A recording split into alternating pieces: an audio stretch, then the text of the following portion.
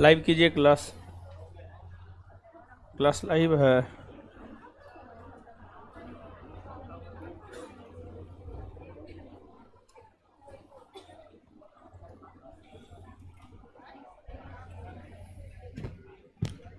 आ जाइए। अब हल्ला बंद कीजिए।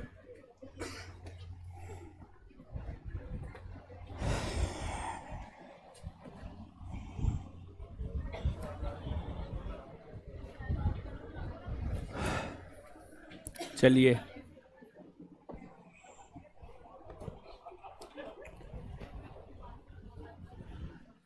देखिए लैपटॉप में क्लास अवेलेबल हो चुका है बहुत पहले। आप ऑनलाइन जो वो नंबर है उस पर कॉल करके आप लैपटॉप पे ले सकते हैं क्लास, बात कर लीजिएगा, दे देगा। तो आपका क्लास जो है, क्लास तो हो ही रहा था। बिट्टू सर का क्लास हुआ है, जम करके हुआ है, लेकिन आप लोग जो है बार बार मेरा जिक्र कर दे रहे थे, तो इसी वजह से सर जो है मंगलवार, पिछले सप्ताह मंगलवार या बुधवार तक हुआ था, बुधवार तक, वही मंगलवार या बुधवार को पढ़ा करके जो है सर छोड़ दिए थे। इसी वजह से कारण यही था कि आप लोग बार बार मेरा ही जिक्र कर दे रहे थे, तो इसलिए सर छोड़ दिए थे। सिलेबस है, कुछ भी आगे बढ़ना चाहिए, आगे बढ़ रहा था साइंस में, तो आपका सिलेबस ही खत्म हो रहा था, तो पढ़ना चाहिए आपको। और ऐसा नहीं था कि हम छुट्टी पे थे, छुट्टी पे नहीं थे, बस 17 दिसंबर को बिहार एसआई का परीक्षा होना था। 3-4 बैच था, 4 बैच था टोटल, तो उसी का जो बचा हुआ पार्ट था उसी को पढ़ाने में लगे हुए थे, और इसी वजह से हम आपका क्लास नहीं ले पा रहे थे, छुट्टी पे नहीं थे, क्लास हम नहीं ले पा रहे थे आपका। बाद बाकी कुछ बैच चल रहा था, मेरा फाउंडेशन सुबह वाला चल रहा था, शाम में नहीं ले पा रहे थे। तो आपका जो सिलेबस पीछे हुआ है उसको प्रयास करते हैं एक्स्ट्रा क्लास लगा करके, आज नहीं कल एक्स्ट्रा क्लास के विषय में बोल देंगे। सुबह 8 से 10, 10 से 12 वालों का एक्स्ट्रा क्लास इस संडे को लग रहा है। सुबह 8 से 10 वालों को सुबह में संडे को बुला रहे हैं, और 10 से 12 वाले को शाम में बुला रहे हैं एक्स्ट्रा क्लास के लिए। शाम में जो 5 से 7 और 7 से 9 फाउंडेशन बैच है, इनका एक्स्ट्रा क्लास कब लगेगा इसको लेकर के सूचना हम कल देंगे, क्योंकि आपके बैच में कल भी मेरा ही क्लास है, आपके बैच में कल भी मेरा ही क्लास है। तो 5 से 7, 7 से 9, इन दोनों बैच को भी जो पीछे हुआ है उसके सिलेबस को जो है आगे करने का प्रयास एक्स्ट्रा क्लास के माध्यम से करेंगे।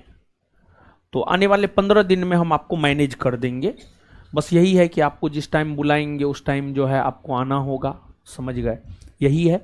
आप में से ज़्यादातर लोग अगर उपस्थिति दर्ज करवाएंगे तो एक्स्ट्रा क्लास हम लेकर के जो है मैनेज करेंगे। कमेंट यहाँ से हटा दीजिए। और अभी हम बैठे हुए थे तो देख रहे थे जो सीढ़ी के आसपास लोग हैं एकदम अपने में गाली गलौज कर रहे हैं, यानी माँ को, बहन को, कुछ भी गाली गलौज कर रहे हैं। सुन करके काफ़ी दुख हुआ, समझ गए? अब बैठने को लेकर के इधर उधर करते हैं, ये गाली गलौज अपने में ये सही चीज़ नहीं है। गाली देना अगर सही चीज़ होता तो सबको ही गाली देता, समझ गए? गाली अगर आप दे रहे हैं अपने में, आप गाली दे रहे हैं आप, तो फिर हमको लगता है कि ये गलत है, ये एकदम से गलत है। आप जिस संस्थान में बैठकर पढ़ रहे हैं उसी संस्थान को गाली दे रहे हैं आप। दूसरी बात कि जो है आप मैनेजमेंट को गाली दे रहे हैं, तो गाली देना ये अच्छी बात नहीं है। हम अपने कान से सुने हैं, कोई बोलता तो हम नहीं विश्वास मानते, लेकिन हम अपने कान से स्वयं सुने हैं, तो इसलिए हमें लगा इस बात का हम जिक्र करें या नहीं करें, लेकिन हमें लगा कर देना चाहिए, ज़्यादा उचित होगा। एक अच्छा विद्यार्थी कभी गाली नहीं दे सकता है। अरे थोड़ा ऊपर नीचे बैठने में होता है, मैनेजमेंट प्रयास करता है, उसमें गलती आपकी भी होती है। 5 से 7 वाले नीचे में ही बैठे रह जाते हैं, तो 7 से 9 वाले आगे में नहीं आ पाते हैं, तो ये तो गलत है। तो 7 से तो इस प्रकार का काम आप नहीं करें। आप एक प्रकार से संस्थान को गाली दे रहे हैं, और ये हुआ कि जिस थाली में खाते हैं उसी में छेद करते हैं, समझ गए। जहां पर बैठ करके आप ज्ञान प्राप्त करते हैं वहीं पर जो है इस प्रकार का चीज करते हैं, तो ये ठीक नहीं है। ऐसे महात्मा बुद्ध एक शिक्षा दिए हैं, एक अपने उपदेश में बोले हैं। महात्मा बुद्ध जब जगह जगह जाकर अपना उपदेश दे रहे थे तो ऐसा नहीं था कि हर जगह महात्मा बुद्ध के लिए एकदम गुलाब का फूल बिछाया गया था रास्ता में, नहीं। बहुत सारे कांटे भी बिछाए गए थे रास्ते में। उस कांटा पर चल करके भी महात्मा बुद्ध पार किए हैं, और महात्मा बुद्ध भी गाली सुने हैं, महात्मा गांधी भी गाली सुने हैं, नरेंद्र मोदी भी गाली सुने हैं, हर कोई गाली सुने हैं। तो महात्मा बुद्ध के शिष्य ने देखा कि कुछ ब्राह्मण धर्म के लोग महात्मा बुद्ध को बहुत गाली दे रहे थे उनके मुंह पर। तो महात्मा बुद्ध नहीं गुस्साए, मुस्कुरा करके चल दिए आगे, मुस्कुरा करके आगे बढ़ गए। तो उनके शिष्य ने पूछा कि इतना भद्दा भद्दा गाली आपको दिया, लेकिन आप कोई रिएक्शन नहीं किए और आप आगे बढ़ गए मुस्कुरा करके, ये तो उचित नहीं है। तो उस पर महात्मा बुद्ध समझाए थे कि मान लिया जाए कि हम किसी के घर में भिक्षाटन के लिए गए, हमें चाहिए रोटी, उसने दे दिया हमें चावल, हमें चावल चाहिए ही नहीं, हमने उस भिक्षाटन को ग्रहण नहीं किया, तो वो चावल तो उसी के पास रह गया। किसी ने हमें गाली दिया, हमने उसको एक्सेप्ट ही नहीं किया, जब हमने एक्सेप्ट ही नहीं किया वो चीज तो उसी के पास रह गया। महात्मा बुद्ध ये बात अपने शिष्य को बोले हैं। तो गाली देना कहीं से भी उचित नहीं, कहीं पर भी किसी को भी गाली देना उचित नहीं है। ऐसा नहीं कि आप संस्थान को गाली दे रहे थे इसलिए हम ये उपदेश दे रहे हैं, ऐसी कोई बात नहीं है। अगर आप अपने दोस्त को भी गाली देते हैं, या फिर ट्रेन में बैठे हैं टिकट कटा करके सीट नहीं मिला, गवर्नमेंट को भी अगर आप गाली देते हैं, ये उचित नहीं है, एकदम उचित नहीं है। गाली आपके संस्कार का परिचय है कि आपका गंदा संस्कार है। अगर आप गाली दे रहे हैं मतलब आपका गंदा संस्कार है, अच्छा संस्कार नहीं है आपका, समझ गए। दिक्कत हो सकता है थोड़ा बहुत, लेकिन उसके लिए जो है बस एक दो लड़का है, ज्यादा नहीं है, ऐसा नहीं कि पूरा है, एक दो ही जो है इधर उधर करता है। तो अब आपको अच्छा लगता है आप देते रहिए, और जहां तक हमारा मानना है हम उस चीज को एक्सेप्ट ही नहीं किए हैं, तो वो आपके अपने पास ही रह गया, समझ गए। आइए पढ़ते हैं अब क्या पढ़ा रहे थे वर्ल्ड ज्योग्राफी में। अक्षांश देशांतर लास्ट क्लास किए थे, समय ज्ञात करने के लिए बता रहे थे ना, बता दिए थे। अच्छा, अक्षांश देशांतर इसमें पढ़ाए थे कितना, एक क्लास हुआ था। अच्छा, ये जो है अगला क्लास में पढ़ा के खत्म कर देंगे, ध्यान में नहीं था। अच्छा ठीक है, इस चैप्टर में जो है 2-3 पेज छोड़िए, तो 2-3 पेज छोड़िए, इस चैप्टर को आगे पढ़ा देंगे। उसके बाद अगला चैप्टर क्या है देखिए, तो विश्व के प्रमुख महादेश। अक्षांश देशांतर एक लेक्चर लेना है, लेकिन आज छोड़ दीजिए, एकदम ध्यान में नहीं है, देख लेते हैं अभी हम, समझ गए। क्या पढ़ाए हैं क्या नहीं पढ़ाए हम कुछ समझ में ना आ रहा है। पूरा है ये अक्षांश देशांतर, 1 मिनट रुकिए, प्रयास करते हैं समझने का। अगर समझ में आ गया तो फिर अक्षांश देशांतर ही पढ़ा देंगे, नहीं तो अगला चैप्टर 2-3 पेज छुड़वा करके।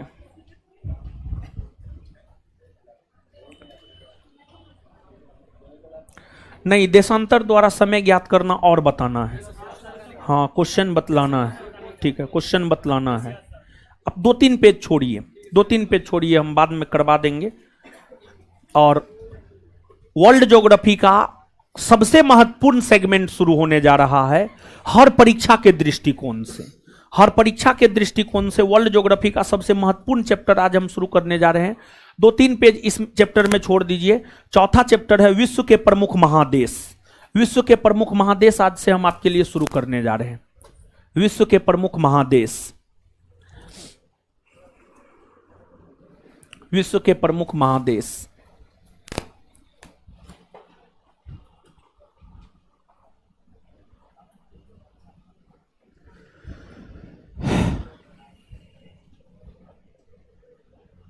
महादेश, विश्व के प्रमुख महादेश।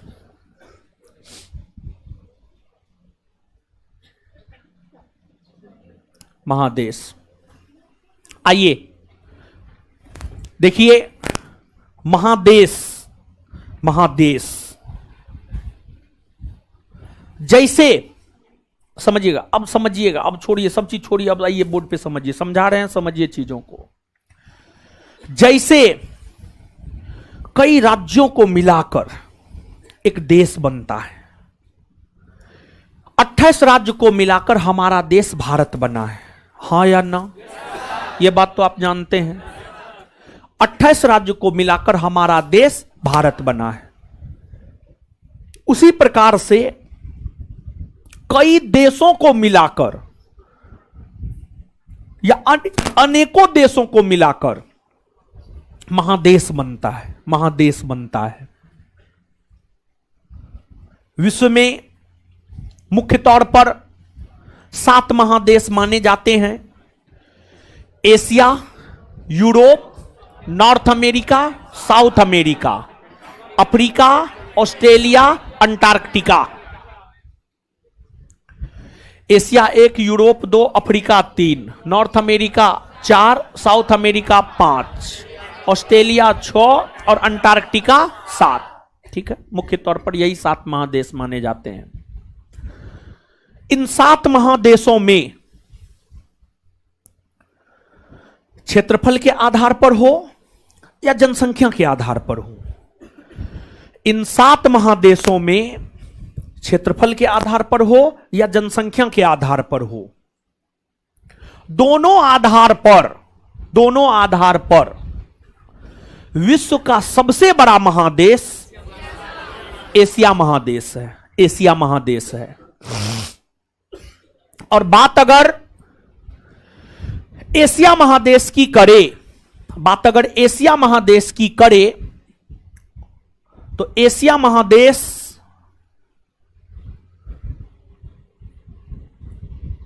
में विश्व के कुल क्षेत्रफल का 30% क्षेत्रफल, विश्व के कुल क्षेत्रफल का 30% क्षेत्रफल, 30% क्षेत्रफल जो है एशिया घेरता है। 30% एशिया महादेश घेरता है। और एशिया महादेश का क्षेत्रफल है 4,45,79,000 वर्ग किलोमीटर।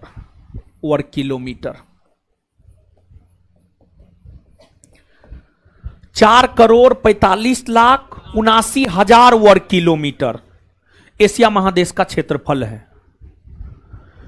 जैसे भारत का भूगोल आपने पढ़ा है, भारत के भूगोल में हमने आपको बतलाया है कि भारत का क्षेत्रफल 32,87,263 वर्ग किलोमीटर है। भारत का क्षेत्रफल 32,87,263 वर्ग किलोमीटर है, जो कि विश्व के कुल क्षेत्रफल का 2.42% है। 2.42% है। उसी प्रकार से एशिया महादेश का जो क्षेत्रफल है वह 4,45,79,000 वर्ग किलोमीटर है, जो कि विश्व के कुल क्षेत्रफल का 30% है। और साथ ही साथ आपने यह भी पढ़ा है कि जैसे भारत की अगर हम बात करें तो भारत उत्तर से दक्षिण में 3214 किलोमीटर में फैला हुआ है और पूरब से पश्चिम में 2933 किलोमीटर में फैला हुआ है। आपने पढ़ा है भारत के भूगोल को पढ़ते हुए आपने ये चीज पढ़ा है। उसी प्रकार से अगर बात करें एशिया महादेश की, तो एशिया महादेश जो उत्तर से दक्षिण में फैला हुआ है, एशिया महादेश जो उत्तर से दक्षिण में फैला हुआ है, उत्तर से दक्षिण में इसकी लंबाई है 6440 किलोमीटर, 6440 किलोमीटर, 6440 किलोमीटर उत्तर से दक्षिण में एशिया महादेश की लंबाई है। और पूरब से पश्चिम में, और पूरब से पश्चिम में इसकी लंबाई की अगर बात करें तो पूरब से पश्चिम में इसकी लंबाई जो है आपको 9650 किलोमीटर, 9650 किलोमीटर, 9650 किलोमीटर इसकी लंबाई पूरब से पश्चिम में है। एशिया महादेश की पूरब से पश्चिम में लंबाई 9650 किलोमीटर है और उत्तर से दक्षिण में लंबाई 6440 किलोमीटर है। और जो एशिया महादेश है, बात अगर एशिया महादेश की करें तो इस महादेश को सभी धर्मों का आद्य भूमि कहा जाता है, सभी धर्मों का आद्य भूमि कहा जाता है। इस महादेश को सभी धर्मों का आद्य भूमि क्यों कहा जाता है? इसलिए कहा जाता है क्योंकि इस महादेश में लगभग सभी धर्म के लोग, हिंदू, मुस्लिम, सिख, ईसाई, बौद्ध, जैन, पारसी, जरस्तु, लगभग सब धर्म का लोग इस महादेश में निवास करता है। यही कारण है कि एशिया महादेश को विश्व के सभी धर्मों का आद्य भूमि कहा जाता है, विश्व के सभी धर्मों का आद्य भूमि कहा जाता है। दूसरी बात, एशिया महादेश को और यहां की नदियों को, एशिया महादेश और यहां की नदियों को विश्व की सभ्यता का पालना कहा जाता है। एशिया महादेश तथा यहां की नदियों को विश्व की सभ्यता का पालना कहा जाता है। क्यों? इसलिए कहा जाता है क्योंकि विश्व की जो पहली सभ्यता है, आप सब लोग जानते हैं, विश्व की पहली सभ्यता है मेसोपोटामिया की सभ्यता। विश्व की पहली सभ्यता मेसोपोटामिया की सभ्यता। और मेसोपोटामिया की सभ्यता की अगर हम बात करें तो मेसोपोटामिया की सभ्यता इराक में, कहां गया? इराक में, यहां पर इराक में दजला और फरात नदी के तट पर देखने को मिलता है। और इराक एशिया महादेश के अंतर्गत आता है। फिर विश्व की तीसरी और सबसे बड़ी सभ्यता हड़प्पा सभ्यता या सिंधु घाटी सभ्यता। सिंधु घाटी सभ्यता भारत के उत्तरी पश्चिमी भाग में, भारत, पाकिस्तान और अफगानिस्तान में देखने को मिलता है। यह भी एशिया महादेश में है। तो विश्व की प्राचीनतम सभ्यता, सब विश्व की प्राचीनतम सभ्यता एशिया महादेश में ही देखने को मिलते हैं। और एशिया महादेश की नदियों पर ही विश्व की प्राचीनतम सभ्यता बसी हुई थी। यही कारण है कि एशिया महादेश में बहने वाली नदियों को सभ्यता का पालना या एशिया महादेश को सभ्यता का पालना कहा जाता है, सभ्यता का पालना कहा जाता है। और बात अगर एशिया महादेश की करें, पूरे विश्व में सबसे ऊंचा स्थल या सबसे ऊंची पर्वत चोटी माउंट एवरेस्ट एशिया महादेश के नेपाल में है। एशिया महादेश के नेपाल में है। एशिया महादेश के नेपाल में है। एशिया महादेश की आगे अगर बात की जाए तो एशिया महादेश को यहीं पे बताना ज्यादा सही रहेगा। आगे बताएंगे, लेकिन इससे पहले थोड़ा बहुत लिखिए। ये सब चीज लिखा देते हैं, फिर मिटा देंगे, फिर आगे बताएंगे। लिखिएगा विश्व के प्रमुख महादेश। और ध्यान दीजिएगा, जो चैप्टर पढ़ रहे थे उसका 2-3 पेज छोड़ दीजिए, 2-3 पेज छोड़ दीजिए, ठीक है? लिखिएगा, कुछ क्वेश्चन बताना है, ठीक है? वहां पर देशांतर द्वारा समय ज्ञात करने में कुछ क्वेश्चन बताना है, समझिएगा, बता देंगे आगे। विश्व के प्रमुख महादेश लिखिएगा, लिखिए एशिया महादेश। एशिया महादेश हेडिंग मारिए, एशिया महादेश, एशिया महादेश। एशिया महादेश,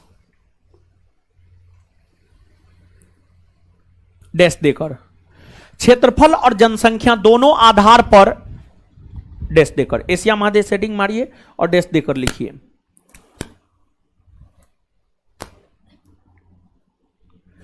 क्षेत्रफल और जनसंख्या दोनों आधार पर, क्षेत्रफल और जनसंख्या दोनों आधार पर, क्षेत्रफल और जनसंख्या दोनों आधार पर विश्व का, दोनों आधार पर विश्व का सबसे बड़ा महादेश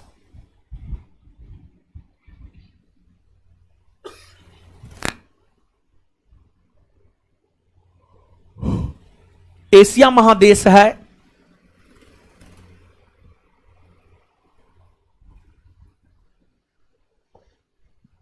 एशिया महादेश है, एशिया महादेश है। विश्व के, उसी में कंटिन्यू लिखते जाइएगा, विश्व के दो सबसे अधिक आबादी वाला देश, विश्व के दो सबसे अधिक आबादी वाला देश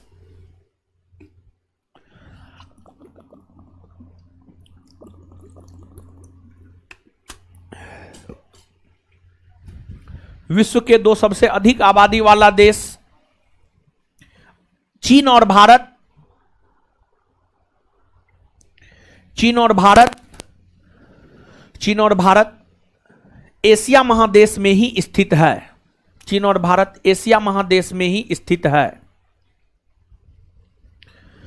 चीन और भारत एशिया महादेश में ही स्थित है।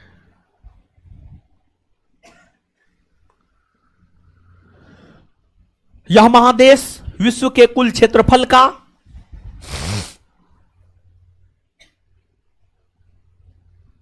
यह महादेश विश्व के कुल क्षेत्रफल का 30% भाग कवर करता है।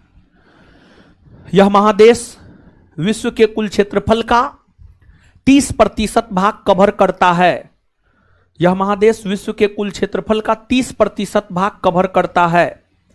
यह महादेश विश्व के कुल क्षेत्रफल का 30% भाग कवर करता है। जो 30% लिखे ना उसको थोड़ा रेकरिंग कर दीजिए, रेकरिंग कर दीजिए, हाईलाइट कर दीजिए, फुल स्टॉप, उसी में आगे। इस महादेश का क्षेत्रफल लगभग, इस महादेश का क्षेत्रफल लगभग, इस महादेश का क्षेत्रफल लगभग, उसी में कंटिन्यू लिखते जाइएगा। इस महादेश का क्षेत्रफल लगभग 4,45,79,000 वर्ग किलोमीटर है। इस महादेश का क्षेत्रफल लगभग 4,45,79,000 वर्ग किलोमीटर है। इस महादेश का क्षेत्रफल लगभग 4,45,79,000 वर्ग किलोमीटर है। 4,45,79,000 वर्ग किलोमीटर है। यह महादेश उत्तर से दक्षिण में, उसी में कंटिन्यू लिखिएगा। और हां, 1 मिनट गुरुजी लोग, 4,45,79,000 वर्ग किलोमीटर लिखे ना, उसको भी रेकरिंग कर दीजिएगा, रेकरिंग कर दिया। मतलब ये सब डाटा याद रखना है, मतलब ये सब डाटा याद रखना है, ठीक है, फुल स्टॉप। यह महादेश उत्तर से दक्षिण में, यह महादेश उत्तर से दक्षिण में 6,440 किलोमीटर में, यह महादेश उत्तर से दक्षिण में 6,440 किलोमीटर में, यह महादेश उत्तर से दक्षिण में 6,440 किलोमीटर में, यह महादेश उत्तर से दक्षिण में 6,440 किलोमीटर में, और पूरब से पश्चिम में, और पूरब से पश्चिम में, और पूरब से पश्चिम में 9,650 किलोमीटर में फैला हुआ है। और पूरब से पश्चिम में, पूरब से पश्चिम में 9,650 किलोमीटर में फैला हुआ है। और पूरब से पश्चिम में 9,650 किलोमीटर में फैला हुआ है। और पूरब से पश्चिम में 9,650 किलोमीटर में फैला हुआ है। Full stop. अगला पॉइंट लिखिएगा, एशिया महादेश को, अगला पॉइंट लिखिएगा, पॉइंट में एशिया महादेश को विश्व के सभी धर्मों की आद्य भूमि, एशिया महादेश को विश्व के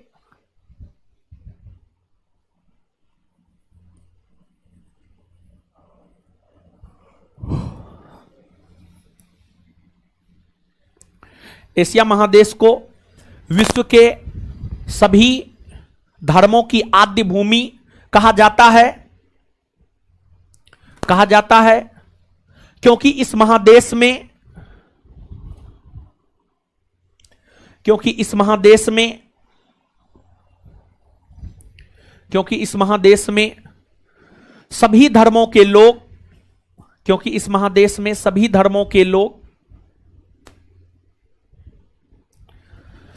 क्योंकि इस महादेश में सभी धर्मों के लोग, जैसे हिंदू, मुस्लिम, सिख, ईसाई, बौद्ध, जैन, पारसी, क्योंकि इस महादेश में सभी धर्मों के लोग, जैसे हिंदू, मुस्लिम, सिख, ईसाई, बौद्ध, जैन, पारसी, हिंदू, मुस्लिम, सिख, ईसाई, बौद्ध, जैन, पारसी, जैसे हिंदू, मुस्लिम, सिख, ईसाई, बौद्ध, जैन, पारसी इत्यादि रहते हैं।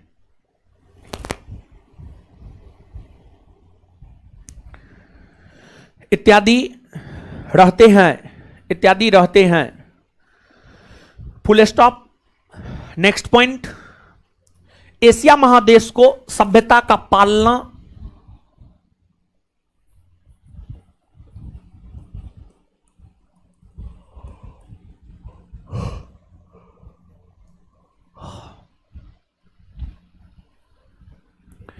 एशिया महादेश को सभ्यता का पालना भी कहा जाता है।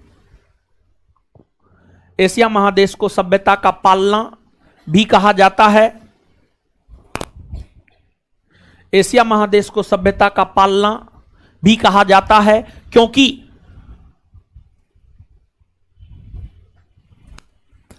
विश्व की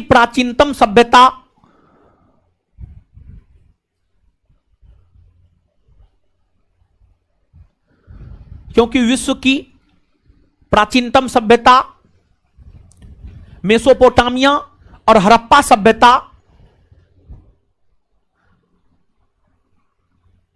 एशिया महादेश को सभ्यता का पालना भी कहा जाता है क्योंकि विश्व की प्राचीनतम सभ्यता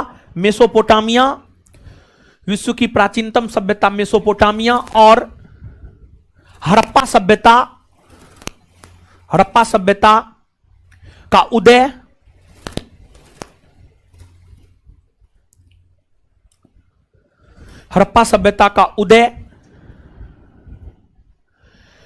एशिया महादेश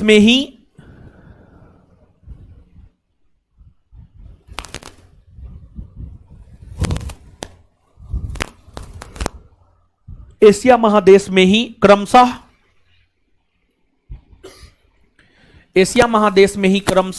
इराक में दजला और फरात नदी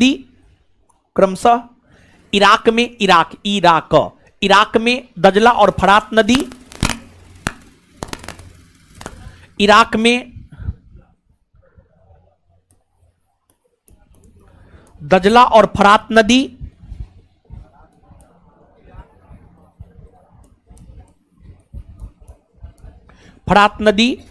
फरात नदी और भारत में इराक में दजला और फरात नदी और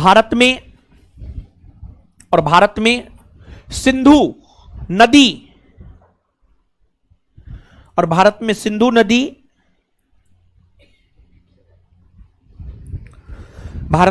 नदी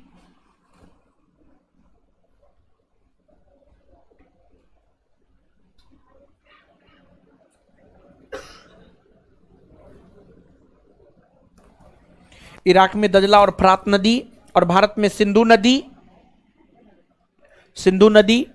पर देखने को मिलता है। सिंधु नदी पर हुआ है।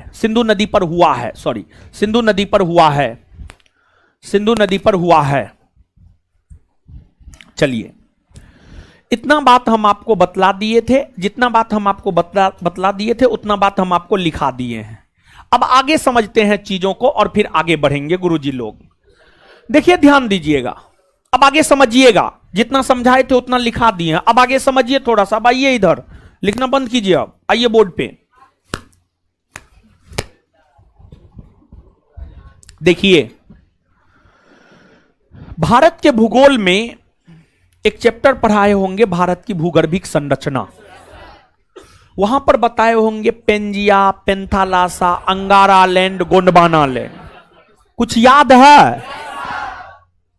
देखिए जुड़ा हुआ है, हर चैप्टर एक दूसरे से कनेक्टेड है, समझे? तो एक बात हम आपको बताए होंगे कि जो एशिया महादेश है, एशिया महादेश है, वह अंगारा लैंड में आता है, अंगारा लैंड में आता है। परंतु भारत, इंडोनेशिया जैसे देश गोंडवाना लैंड में आता है। भारत और इंडोनेशिया जैसे देश गोंडवाना लैंड में आता, गोंडवाना लैंड में आता है। और साथ ही साथ जब अक्षांश और देशांतर बता रहे होंगे तो अक्षांश रेखा में हम बताए होंगे, ऐसे तो अक्षांश रेखाओं की संख्या 179 है, 179 है, 179 है। परंतु महत्वपूर्ण अक्षांश रेखा विषुवत रेखा है, कर्क रेखा है, मकर रेखा है, आर्कटिक रेखा है, अंटार्कटिका वृत्त है या अंटार्कटिका रेखा है। तो इस सबको जानेंगे, लेकिन उससे पहले जैसे भारत, अपने देश भारत, मानचित्र पर ये भारत, भारत का चौहद्दी जानना है। अगर भारत का चौहद्दी जानना है, भारत के उत्तर में नेपाल और भूटान, पूरब में म्यांमार, दक्षिण में श्रीलंका, पश्चिम में पाकिस्तान, ठीक है। उसी प्रकार से अगर आप एशिया महादेश का चौहद्दी देखेंगे तो एशिया महादेश के उत्तर में आर्कटिक सागर, दक्षिण में हिंद महासागर और पूरब में प्रशांत महासागर, पूरब में प्रशांत महासागर। अब एशिया महादेश, एशिया महादेश यहां पर अफ्रीका महादेश से अलग हो रहा है, अफ्रीका महादेश से अलग हो रहा है, एशिया महादेश अफ्रीका महादेश से अलग हो रहा है। तो यहां पर है लाल सागर, ये लाल सागर है, लाल सागर है, लाल सागर है, रेड सी, लाल सागर और सुएज नहर, यहां पर सुएज नहर है, सुएज नहर है। लाल सागर और सुएज नहर एशिया को अफ्रीका महादेश से अलग करता है। इसके बाद भूमध्य सागर है, भूमध्य सागर एशिया को यूरोप महादेश से अलग करता है। और इधर आपको कैस्पियन सागर और काला सागर है, कैस्पियन सागर और काला सागर भी एशिया को यूरोप महादेश से अलग करता है।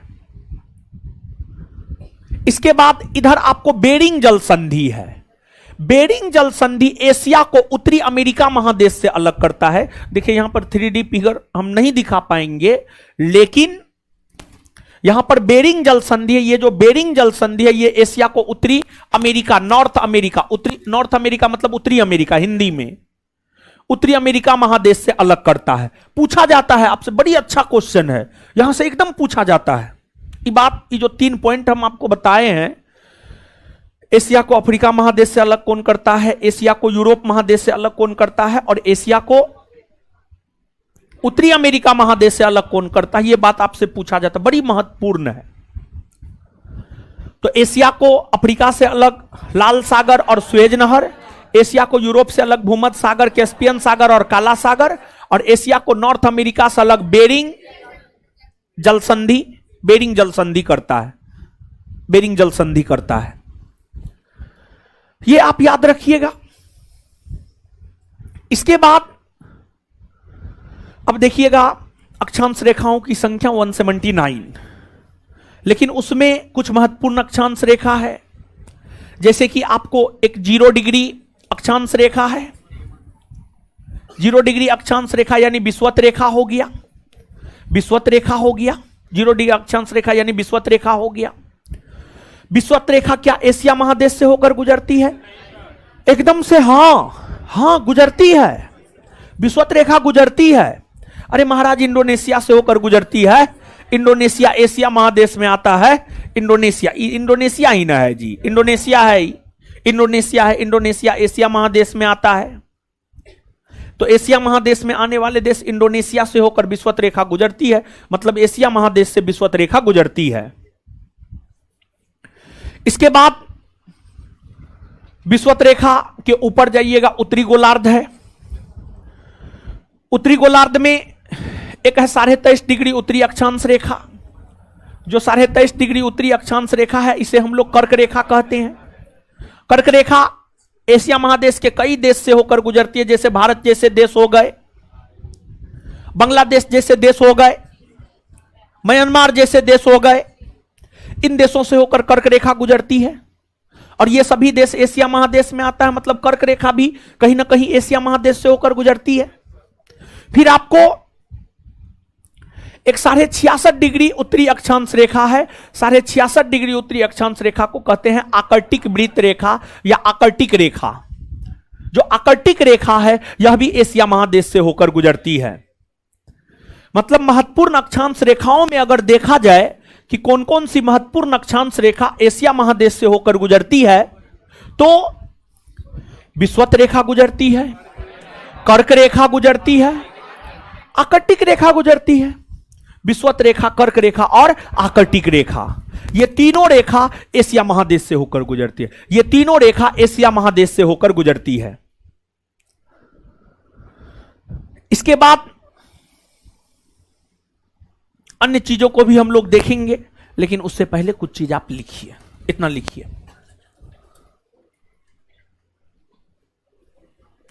और एक बात और आप जानिए, यहां पर गुरुजी लोग थोड़ा सा और सुनिए, थोड़ा सा और सुनिए, समझिए।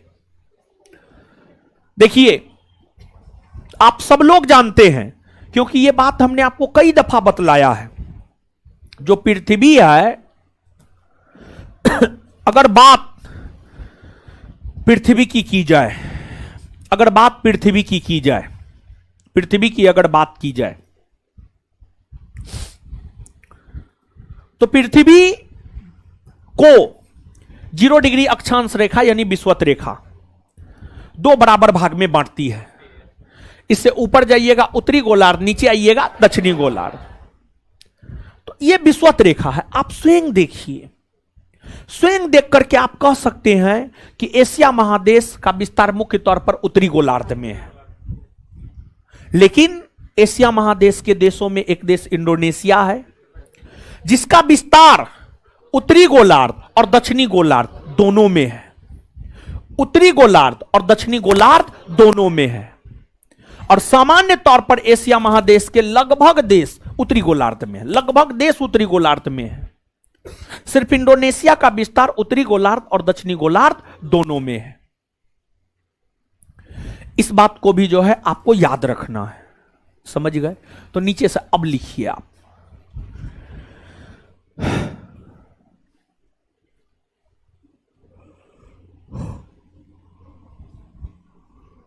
लिखिएगा, लाल सागर और स्वेज नहर,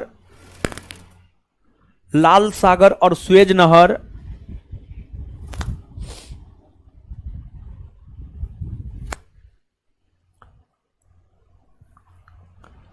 लाल सागर और स्वेज नहर, लाल सागर और स्वेज नहर, लाल सागर और स्वेज नहर, स्वेज नहर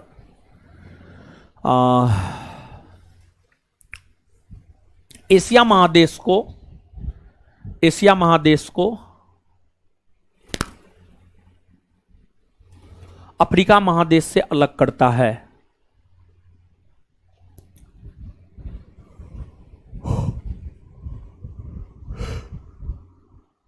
एशिया महादेश को अफ्रीका महादेश से अलग करता है। नेक्स्ट पॉइंट,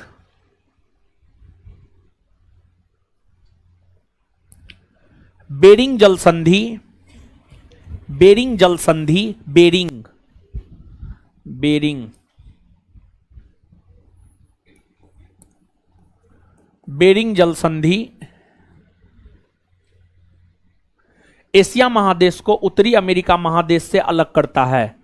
बेरिंग जल संधि एशिया महादेश को उत्तरी अमेरिका महादेश से अलग करता है।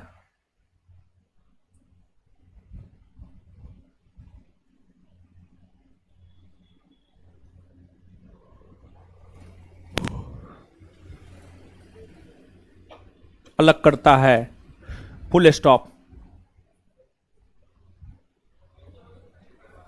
बेरिंग जल संधि एशिया महादेश को उत्तरी अमेरिका महादेश से अलग करता है। एशिया महादेश को उत्तरी अमेरिका महादेश से अलग करता है। एशिया महादेश को उत्तरी अमेरिका महादेश से अलग करता है। नेक्स्ट पॉइंट, भूमध्य सागर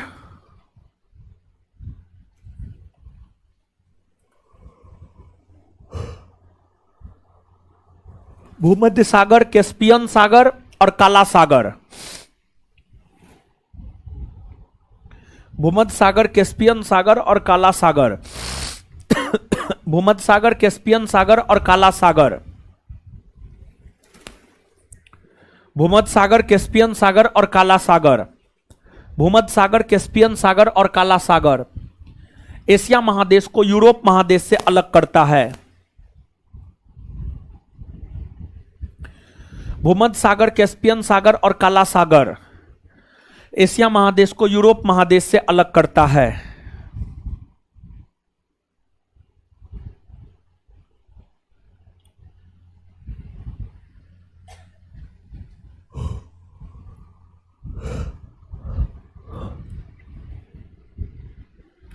अब गुरुजी लोग यहां पर थोड़ा सा देखिएगा, थोड़ा सा गौर कीजिएगा,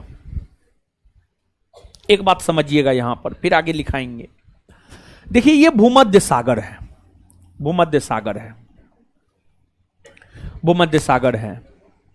क्या भूमध्य सागर को लेकर हम यह बात कह सकते हैं कि भूमध्य सागर के उत्तर में यूरोप, दक्षिण में अफ्रीका और पूरब में एशिया, मतलब भूमध्य सागर 3 महादेश के साथ सीमा बना रही है, यूरोप, अफ्रीका और एशिया।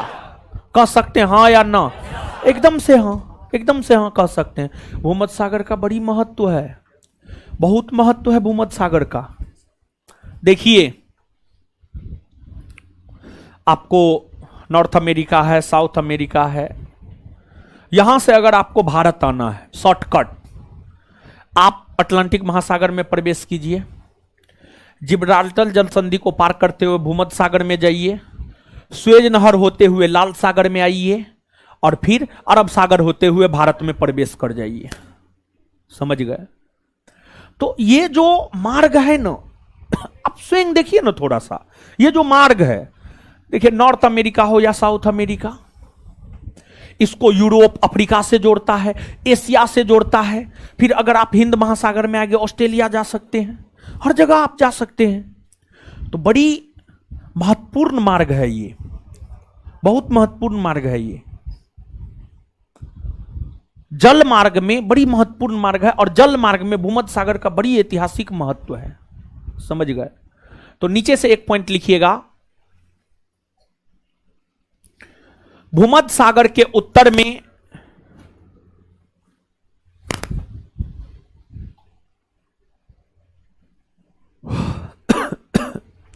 भूमध्य सागर के उत्तर में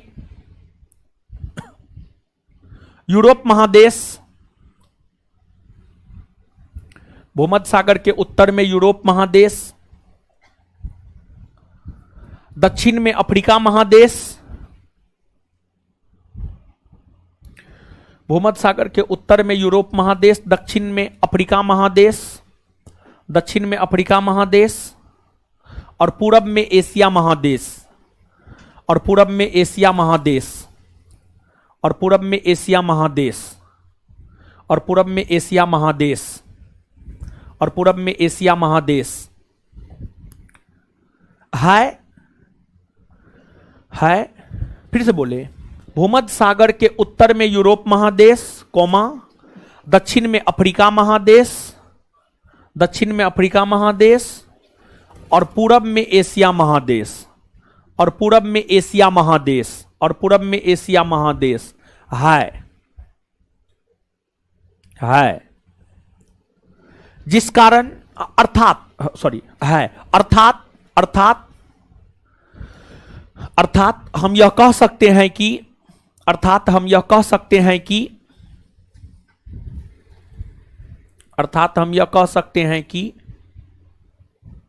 भूमध्य सागर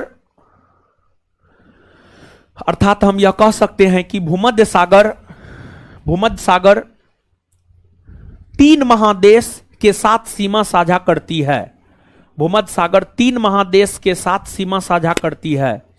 भूमध्य सागर तीन महादेश के साथ सीमा साझा करती है। भूमध्य सागर तीन महादेश के साथ सीमा साझा करती है।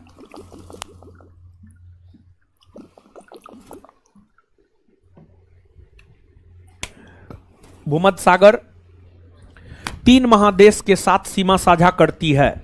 भूमध्य सागर तीन महादेश के साथ सीमा साझा करती है। भूमध्य सागर तीन महादेश के साथ सीमा साझा करती है। Full stop.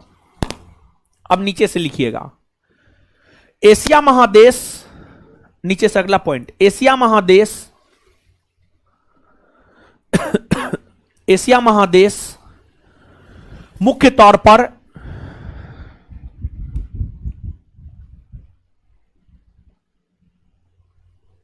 एशिया महादेश मुख्य तौर पर उत्तरी गोलार्ध में स्थित है।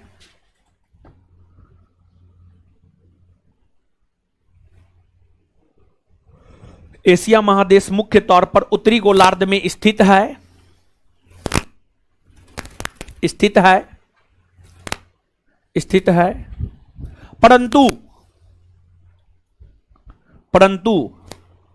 परंतु इस महादेश के इंडोनेशिया, परंतु इस महादेश के एक देश इंडोनेशिया, परंतु इस महादेश के एक देश इंडोनेशिया, परंतु इस महादेश के एक देश इंडोनेशिया, परंतु इस महादेश के एक देश इंडोनेशिया को अगर देखा जाए, इंडोनेशिया को अगर देखा जाए, इंडोनेशिया को अगर देखा जाए तो यह देश, तो देखा जाए तो इस देश का विस्तार, देखा जाए तो इस देश का विस्तार, देखा जाए तो इस देश का विस्तार, देखा जाए तो इस देश का विस्तार, इस देश का विस्तार उत्तरी गोलार्ध और दक्षिणी गोलार्ध दोनों में देखने को मिलता है। इस देश का विस्तार उत्तरी गोलार्ध और दक्षिणी गोलार्ध दोनों में देखने को मिलता है। इस देश का विस्तार उत्तरी गोलार्ध और दक्षिणी गोलार्ध दोनों में देखने को मिलता है।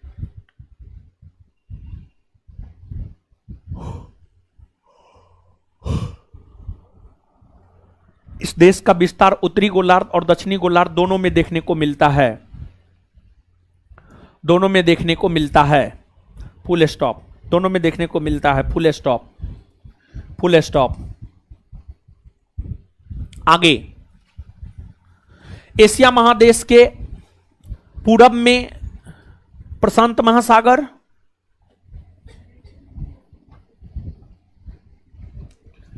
एशिया महादेश के पूरब में प्रशांत महासागर, पश्चिम में भूमध्य सागर, पश्चिम में भूमध्य सागर,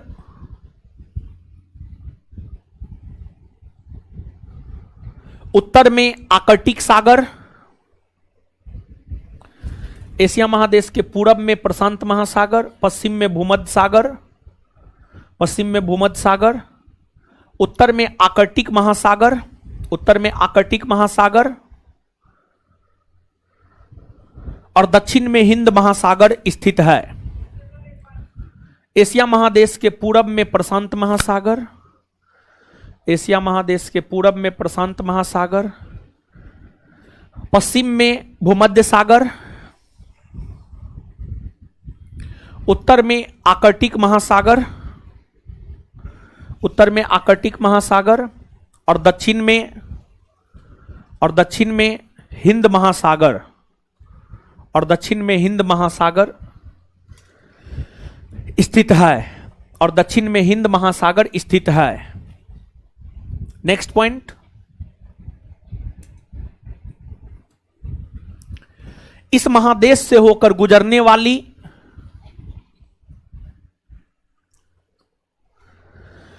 नेक्स्ट पॉइंट, इस महादेश से होकर गुजरने वाली इस महादेश से होकर गुजरने वाली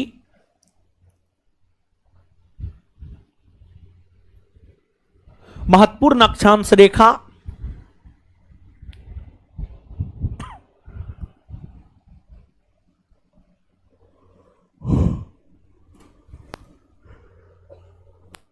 महत्वपूर्ण अक्षांश रेखा विषुवत रेखा, महत्वपूर्ण अक्षांश रेखा विषुवत रेखा कोमा विषुवत रेखा कोमा कर्क रेखा, कर्क रेखा, कर्क रेखा और आकर्टिक रेखा और आकर्टिक रेखा और आकर्टिक रेखा है और आकर्टिक रेखा है।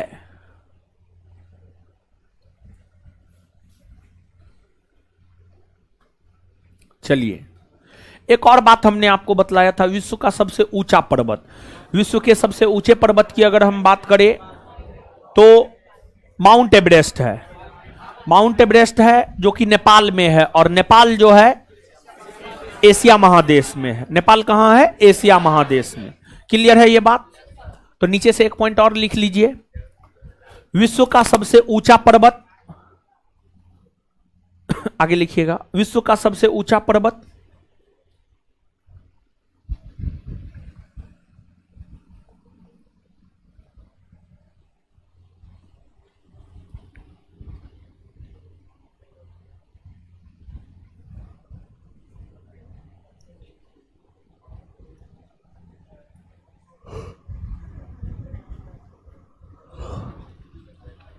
विश्व का सबसे ऊंचा पर्वत माउंट एवरेस्ट है।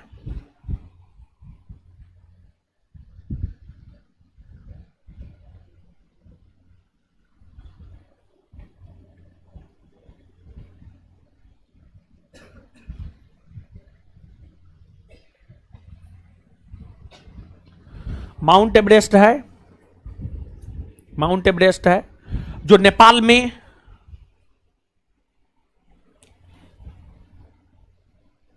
स्थित है। इसकी ऊंचाई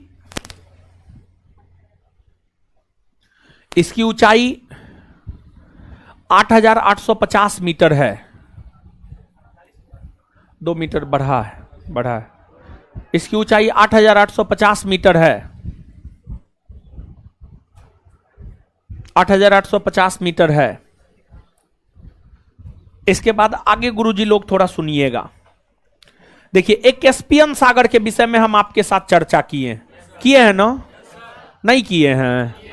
किए हैं, हाँ किए हैं। ठीक है, कैस्पियन सागर जो है एशिया को यूरोप महादेश से अलग करता है। कैस्पियन सागर आपको यहां पर है, ये आपको कैस्पियन सागर है, ये है कैस्पियन सागर। कैस्पियन सागर है, कैस्पियन सागर है ये। कैस्पियन सागर एशिया महादेश को यूरोप महादेश से अलग करता है।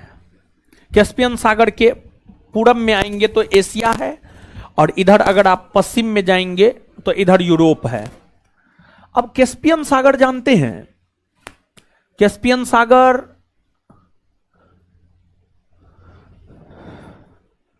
एक प्रकार का झील है, एक प्रकार का झील है और इसका पानी जो है ना खारा है, नमकीन है। खारा यानी नमकीन है। यह विश्व का सबसे बड़ा खारे पानी का झील है कैस्पियन सागर। यह विश्व का सबसे बड़ा खारे पानी का झील है कैस्पियन सागर। कैस्पियन सागर 5 देशों के साथ सीमा बनाती है। कैस्पियन सागर 5 देशों के साथ सीमा बनाती है। रूस, अजरबैजान, कजाकिस्तान, तुर्कमेनिस्तान और ईरान। ईरान ऐसे याद नहीं रहेगा, लेकिन एक इसका ट्रिक हम बनाए, 15-20 ट्रिक है जो हम बनाए हैं, और वही 15-20 ट्रिक हम पूरे जीएस पढ़ाने के दौरान आपसे शेयर करते हैं। एकदम बहुत आसान ट्रिक है। तू रुक मैं आई, मतलब कोई लड़का लड़की है, गांधी मैदान में वेट कर रहा है, समझे, और वेट सामान्य तौर पर लड़का ही करता है, लड़की नहीं करती है। लड़की आपसे वेट करवाएगी, और लड़की अगर थोड़ा दिखने में सुंदर उंदर है तो बहुत घमंडी भी होती है। लड़का लड़की को बात करेगा आप करके शुरू में, वो बात करेगी तुम करके, अगर लड़की सुंदर है तब। ये सब कंडीशन है। अब बुलाया बेचारा को बुलाया 12 बजे, वो 10 बजे से गांधी मैदान में खड़ा है। हाँ, वो जाएगी 2 बजे।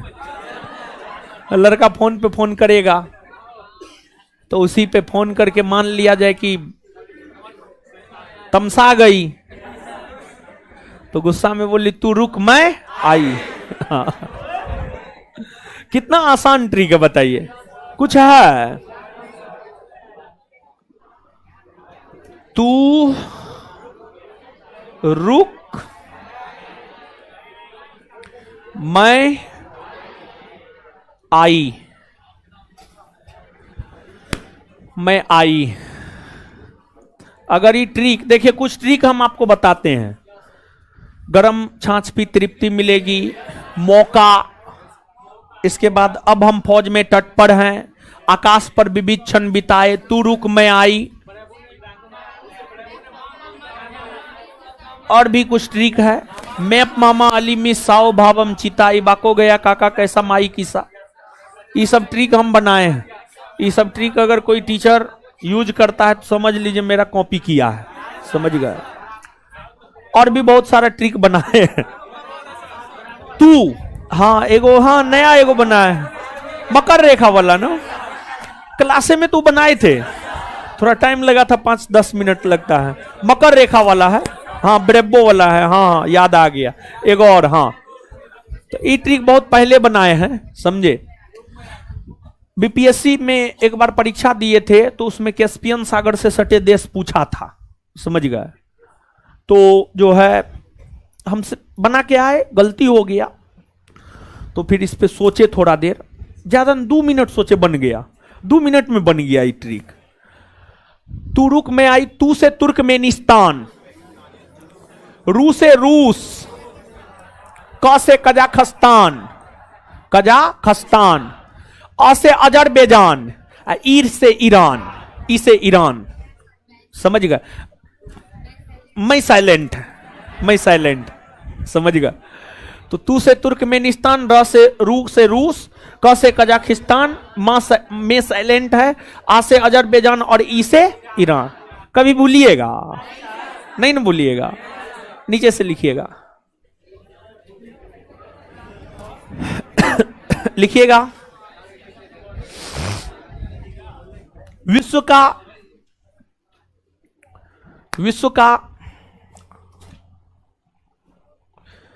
सबसे बड़ा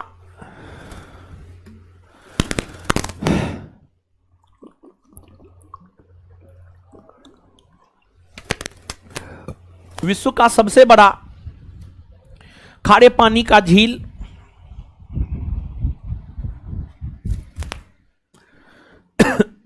विश्व का सबसे बड़ा खारे पानी का झील, विश्व का सबसे बड़ा खारे पानी का झील कैस्पियन सागर झील है। कैस्पियन सागर झील है।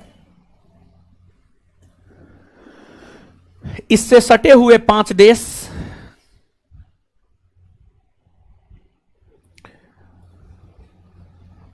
कैस्पियन सागर है। इससे सटे हुए या कैस्पियन सागर से सटे हुए 5 देश निम्न है। इससे या कैस्पियन सागर, जो भी लिखना है लिखिए। कैस्पियन सागर से सटे हुए 5 देश निम्न है, या कैस्पियन सागर के साथ सीमा बनाने वाली 5 देश निम्न है। कैस्पियन सागर के साथ सीमा बनाने वाली 5 देश निम्न है। कैस्पियन सागर के साथ सीमा बनाने वाली 5 देश निम्न है। तुर्कमेनिस्तान 1 नंबर में, तुर्कमेनिस्तान 1 नंबर में, तुर्कमेनिस्तान। 2 नंबर में रूस। 3 नंबर में कजाकिस्तान। तुर्कमेनिस्तान, रूस, कजाकिस्तान, अजरबैजान, ईरान। तुर्कमेनिस्तान, रूस, Kazakhstan, Kazakhstan, Azerbaijan, Iran. Azerbaijan, Iran. Turkmenistan, रूस, कजाकिस्तान, अजरबैजान, ईरान। ट्रिक लिख लीजिए, तू रुक मैं आई। तुर्कमेनिस्तान, रूस, Kazakhstan, Azerbaijan, Iran. Azerbaijan, Iran. Azerbaijan, Iran. Azerbaijan, Iran. Iran, Iran. Trick लिख लीजिए, तू रुक मैं आई। तू रुक मैं आई। क्लियर है? गुरुजी लोग जितना पढ़ाए हैं ना उसको कीजिए। तो आप थोड़ा एक बार पढ़िए, तो जितना अभी पढ़ाए उसको एक बार पढ़िए अपने से गुरुजी लोग।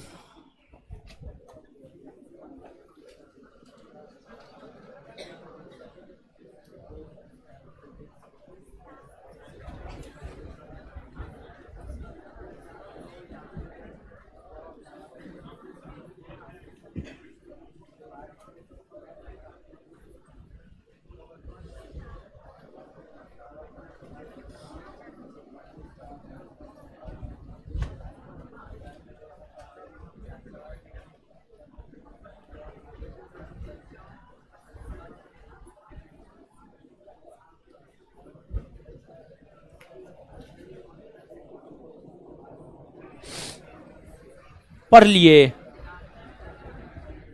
पढ़िए जल्दी।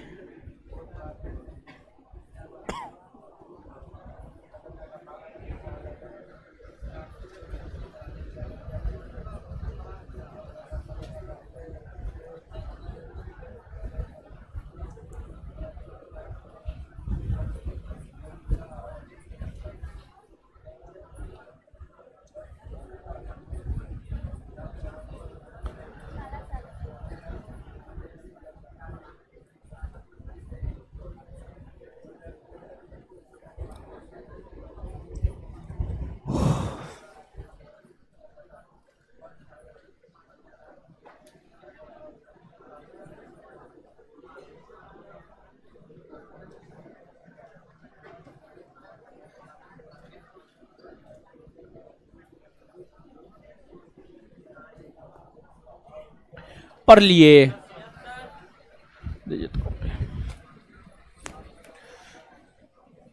चलिए आइए तो गुरुजी लोग थोड़ा करते हैं याद, इसको जितना बताएं उसको करते हैं याद। बताइए गुरुजी लोग, आइए मेरे साथ। क्षेत्रफल और जनसंख्या के आधार पर विश्व का सबसे बड़ा महादेश कौन महादेश? अच्छा, एशिया महादेश विश्व के कुल क्षेत्रफल का कितना प्रतिशत कवर? 30%। 30। एशिया महादेश विश्व के कुल क्षेत्रफल का कितना प्रतिशत भाग? अच्छा, एशिया महादेश का क्षेत्रफल कितना? 4,45,79,000 वर्ग किलोमीटर। 4,45,79,000 वर्ग किलोमीटर एशिया महादेश का क्षेत्रफल।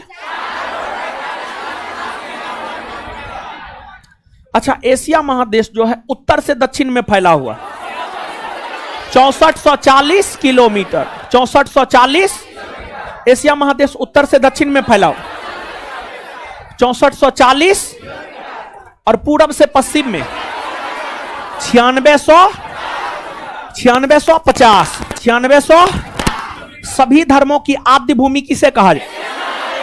एशिया महादेश ना, सभी धर्मों की आद्य भूमि, सभ्यता का पालना, सभ्यता का पालना। अच्छा, एशिया महादेश को अफ्रीका से अलग कौन करता?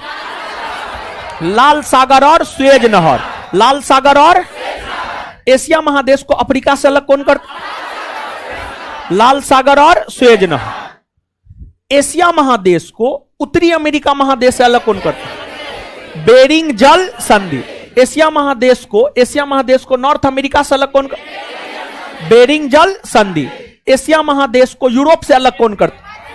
भूमध्य सागर, कैस्पियन सागर और काला सागर। भूमध्य सागर, कैस्पियन सागर और, तो एशिया महादेश को यूरोप महादेश से अलग कौन करता है? भूमध्य सागर, कैस्पियन सागर और, अच्छा इसके बाद भूमध्य सागर कितने महादेश के साथ सीमा बना? कितने महादेश?